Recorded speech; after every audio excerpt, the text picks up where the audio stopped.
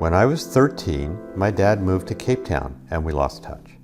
In my mind, it was just, Dad's moving to Cape Town for a bit. Whatever. Then he was gone. I stayed busy living my life, surviving high school, surviving my early 20s, becoming a comedian. My career took off. I got a radio DJ gig, but even as my life was moving forward, the questions about my dad were always there in the back of my mind, bubbling up to the surface now and then. I wonder where he is. Does he think about me? Does he know what I'm doing? Is he proud of me? One day, out of the blue, my mother said to me, "You need to find your father." "Why?" I asked. At that point, I hadn't seen him in over 10 years and didn't think I'd ever see him again. "Because he's a piece of you, and if you don't find him, you won't find yourself." "I don't need him for that," I said. "I know who I am." It's not about knowing who you are, it's about him knowing who you are and you knowing who he is. You need to find your father. You need to show him what you've become. You need to finish that story. She always told me the story of her coming home from the hospital and my dad saying, "Where's my kid? I want that kid in my life." In my life. She'd say to me, "Don't ever forget, he chose you."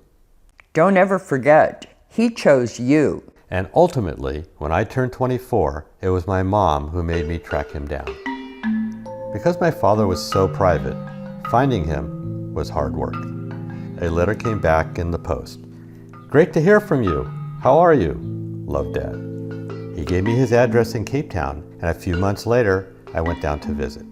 I got to the address I'd been given and rang the bell. And the second he opened the door, I recognized him. "Hey, it's you," I thought. "Of course it's you. You're the guy. I know you." We picked up right where we left off, which was him treating me exactly the way he treated me as a 13-year-old boy. Right. So, where were we? "I've been following you," he said. I've been following you.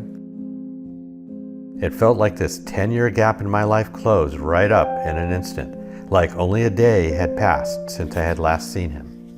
For years, I had so many questions. Is he thinking about me? Does he know what I'm doing? Is he proud of me? But he had been with me the whole time. He'd always been proud of me. I walked out of his house that day an inch taller. Seeing him had reaffirmed his choosing of me. He chose to have me in his life. I want that kid in my life. In my life. Don't ever forget, he chose you. I was wanted. Being chosen is the greatest gift you can give to another human being.